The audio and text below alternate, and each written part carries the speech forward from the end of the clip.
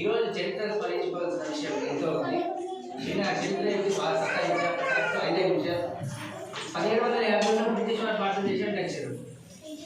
1857లో జాతీయోద్యమంతో మన స్వాతంత్రానికి పురుడు వచ్చింది మాత్రం మంగళ పాండే 19 నెలల బాలుని పట్టుకొని అంటే యుద్ధానికి దిగి తన రాజ్యాన్ని కాపాడుతుంది ఝాన్సీ లక్ష్మీబాయి. అలాగే 1851 జాతీయోద్యమం గ్రంథంలో బ్రిటిష్ వారిని అనగరొక్కుతున్నానని వీడి సవర్కర్ని 20 సంవత్సరాలు అండమాన్ నికోబార్ జైలులలో కాలాపన జైలు కారాగార శిక్ష విధించడం జరిగింది. ఇక 19వ శతాబ్దానికి వచ్చేసరికి స్వాతంత్రోద్యమం 3 దశలుగా జరిగింది. మితవాద, అతివాద, గాంధేయవాద. మితవాదులు సురేంద్రనాథ్ బెనర్జీ, దాదాబాయి నౌరోజీ, డబ్ల్యూసీ బెనర్జీ. ఇక అతివాదులు లాల్ బాల్ పాల్, లాలా లజపతి రాయ్, బిపిన్ చంద్రపాల్, అలాగే బాల గంగాధర్ తిలక్. గాంధేయవాద దశకు వచ్చేసరికి గాంధీ ఒక్కడే వల్లనే స్వాతంత్రం అనేది రాలేదనేది నా ఉద్దేశం. గాంధేయవాద దశలో గాంధీ ఒక్కడే పెద్దోడు కాబట్టి దాన్ని గాంధీ దశని పెట్టాడు. ఇక ముఖ్యంగా గాంధేయ దశ గురించి చెప్పాలంటే my best freedom fighter Bhagat Singh, Rajguru, Sukhdev. వీళ్ళిద్దరూ సైమన్ కమిషన్లో భగత్ సింగ్ ఒక గురువైన లాలా లజపతి రాయ్ బ్రిటిష్ అధికారి సండర్స్ అనే వ్యక్తి లాలా లజపతి రాయ్ కొట్టి చంపడంతో ప్రగతించుకోవడానికి భగత్ సింగ్, రాజ్గురు, సుఖదేవ్ అనే 3 వ్యక్తులు అతనిపై బాంబు వేసి బాంబు విఫలం కావడంతో వీరి ముగ్గురికి ఉరిశిక్ష విధించడం జరుగుతుంది. అయితే ఉరిశిక్ష విధించేటప్పుడు భగత్ సింగ్, రాజ్గురు, సుఖదేవ్ అనే 3 వ్యక్తులు మాకు ఉరిశిక్ష విధించకండి, మీకు దగ్గర ఎన్నో తుపాకులు ఉన్నాయి, ఆ తుపాకులలో ఒక తుపాకీతో కాల్ చేయండి, కాల్ చేస్తే మేము భారతదేశం అనే భూమి మీద పడి భూమిని ముద్దాడుతూ భూమి మీద ఏడిపోతామని అంటారు. కానీ బ్రిటిష్ అధికారులు దానికి ఒప్పుకోక ఉరితాడేసి చంపేశారు. అయితే భగత్ సింగ్, రాజ్గురు, సుఖదేవ్ రక్షించే అధికారం గాంధీకి ఉన్నా గాంధీ మాత్రం బ్రిటిష్ అధికారులను రక్షించలేడు. అలాగే సుభాష్ చంద్రబోస్ గురించి చెప్పాలంటే మీరు రక్తాన్ని ఇవ్వండి నేను స్వాతంత్రాన్ని ఇస్తానని అన్నాడు. మన ప్రతి స్పీచ్లో జై హింద్ అని అంటే చూసిన ఆ నినాదాన్ని ఇచ్చింది కూడా సుభాష్ చంద్రబోసే. 1942 ఆగస్టు 8వ తారీఖున క్విట్ ఇండియా ఉద్యమాన్ని గాంధీ ప్రవేశపెట్టారు.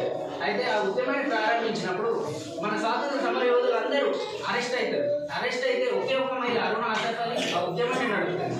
ఇక గాంధీ ప్రతి ఏ ఉద్యమాన్ని చేపట్టింది, చంపడం కానీ, క్రీడా ఉద్యమం కానీ, శాసనోల్లంఘన ఉద్యమం కానీ, సహాయక నియోజకం ఇవన్నీ హింస అహింస ఉద్దేశం ద్వారానే ఆ బాధ్యత కట్టడానికి దానివల్ల ఫలితం ఏం లేదు. కానీ గాంధీ నాయకుడు అనే వ్యక్తి జైలు నుంచి వచ్చిన తర్వాత ఉద్యమాన్ని ఆపేస్తాడిగా స్వాతంత్రం ఆగిపోయింది అలాంటి టైప్లో జర్మనీలో ఉన్న సుభాష్ చంద్రబోస్ గాంధీని ఉద్దేశించి ఏం మాట్లాడారంటే దేశానికి ఒక పెద్ద మనుషులు ఉంటే గాంధీకి జాతిపత్ర బిల్లు ఇచ్చింది మాత్రం సుభాష్ చంద్రబోసే. అంటే అహింసనే వేయాలి, ఒక చెంప కొట్టి ఇంకో చెంప నువ్వు పెట్టాలి అన్నవాడి చేతనే సాగు లేదా చచ్చిపో నువ్వు అంటే అనే నినాదాన్ని అన్నది గాంధీ కావచ్చు, కానీ అనిపించింది మాత్రం సుభాష్ చంద్రబోసే. వీళ్ళందరూ ఒక దాటికై మాట అనద్దు, అంటే పడద్దు, అన్ను నిలిచబెట్టద్దు, ముంగట ఉన్నది అంటే ఎప్పుడైనా సరే తప్పు చేస్తే తల్లి నిలిచబెట్టాలి.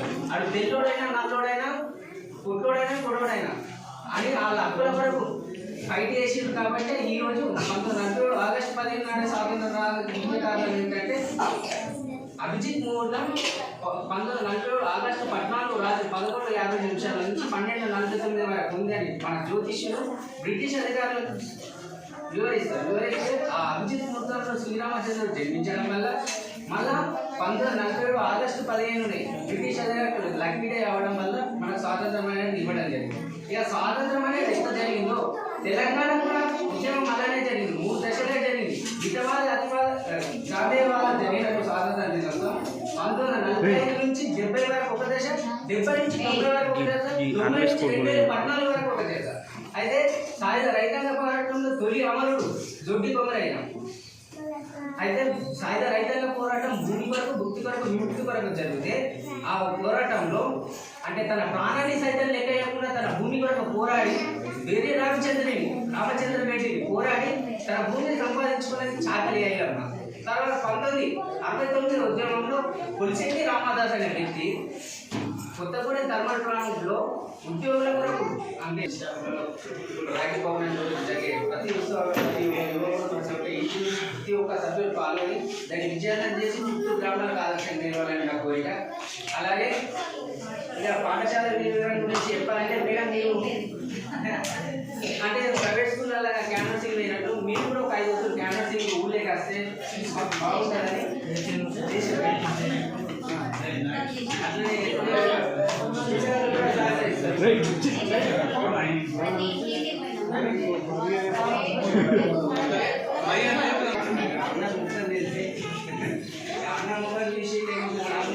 వర్షం పడ్డా ఎట్లా